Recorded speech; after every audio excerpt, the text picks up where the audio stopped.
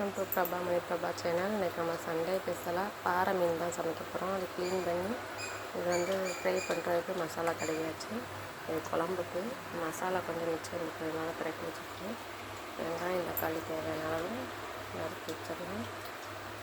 இது வந்து புளி தண்ணி வந்து நல்லா ஃபில்ட்ரு பண்ணுறோம். பார்த்திங்கன்னா எவ்வளோ அழுக்கு இருக்கும் பாருங்கள். இது வட்டிதான் ஆச்சு. இப்போ வந்து நம்ம செய்ய ஆரம்பிச்சிடலாம். குழம்பு செய்ய ஆரம்பிச்சிடலாம்.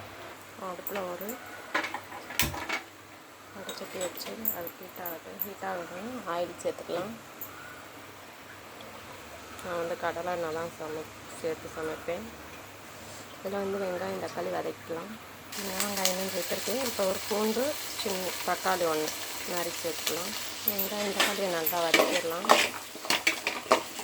வதக்கி அரைச்சிட்டு குழம்பு வச்சோம்னா நல்லாயிருக்கும்.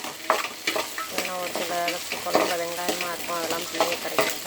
இது போல் செய்யலாம். இதில் கொஞ்சம் உப்பு சேர்த்துடலாம். அப்போ தான் வெங்காயம் சட்டுன்னு வதங்கும். வெங்காயம் தக்காளி கொஞ்சம் வதங்கிடுச்சு. இப்போ மசாலாலாம் சேர்த்துக்கலாம். குழம்பு மசாலா சேர்த்துடலாம். குழம்பு மசாலா ஒரு ஸ்பூனு, குழம்புக்கு தேவையான அளவு சேர்த்துக்கலாம். நம்ம ஒரு ஸ்பூனாக கொஞ்சம் சேர்த்துக்கலாம். மிளகாய்த்தூள் வந்து கொஞ்சம், சீரகத்தூள், மல்லித்தூள், அவ்வளோதான். நல்லா மிக்ஸ் பண்ணிவிட்டு ஒரு 2 செகண்ட் சிம்மில் வச்சுட்டு மிக்ஸ் பண்ணிவிட்டு ஹீட் ஆகவும் அரைச்சி எடுத்து வந்துடலாம். தண்ணி சேர்க்காமல் அரைச்சி எடுத்து வந்துடுவோம்.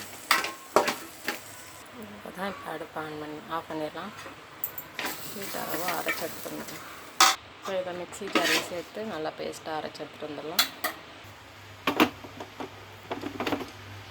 இது நல்லா அரைச்சாச்சு. இப்போ வந்து குழம்பு செஞ்சிடலாம். வாங்க நம்ம இதே கடாயில் செஞ்சிடலாம். அடுப்பு ஆன் பண்ணிக்கலாம். ஆயில் சேர்த்து அரைச்ச பேஸ்ட்டு அதில் சேர்த்துடலாம். அரைச்ச பேஸ்ட்டு வந்து ஆயிலில் சேர்த்துடலாம்.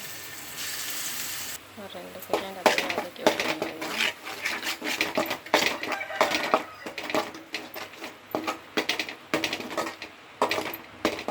இப்போ வந்து புளி தண்ணி சேர்த்துக்கலாம்.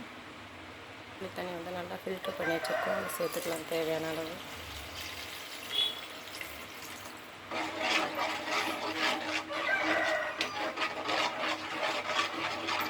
இந்த ஜாரில் கொஞ்சம் தண்ணி சேர்த்து குழம்புல சேர்த்துக்கலாம்.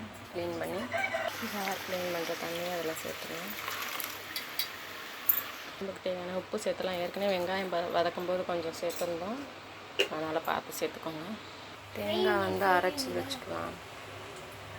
தேவைங்கிறவங்க அரைச்சி ஊற்றிக்கோங்க. இல்லை குழம்பு தேங்காய் சேர்க்க மாட்டேங்கன்னா ஸ்கிப் பண்ணிடுங்க. நான் வந்து கொஞ்சம் தேங்காய் அரைச்சி ஊற்றிடுவேன். நான் வந்து இந்தளவுக்கு தேங்காய் வந்து அரைச்சி குழம்புல சேர்த்துக்கிற போகிறேன். தேங்காய் அரைச்சாச்சு. வாங்க குழம்புல சேர்த்துக்கலாம். வந்து ஜாரில் க்ளீன் பண்ணி தண்ணி சேர்த்துக்கலாம். அரைச்சி வெங்காயம் தக்காளி அரைச்சனால குழம்பு திக்காக இருக்கும். தேங்காயும் சேர்த்துக்கனால நல்லா டேஸ்ட்டாக இருக்கும். உப்பு காரம்லாம் செக் பண்ணிக்கலாம். குழம்பு நல்லா கொதி வந்துருச்சு. இப்போ வந்து நம்ம குழம்புக்கு தேவையான மீனை வந்து சேர்த்துடலாம். சேர்த்து வச்சு ஒரு 5லேருந்து 10 நிமிஷம் சிம்மில் வச்சு விட்டுலாம். இப்போ நம்ம தாளிப்பு ரெடி பண்ணிடலாம். தாளிப்புக்கு நல்லெண்ணெய் சேர்த்துக்கலாம். இப்போ கடுகு சேர்த்துக்கலாம். சோம்பு கொஞ்சம் சேர்த்துக்கலாம். வெந்தயம் 2 சேர்த்துக்கலாம். இப்போ கருவேப்பிலை சேர்த்துக்கலாம். இப்போ குழம்புல சேர்த்துக்கலாம். அவ்வளோதாங்க.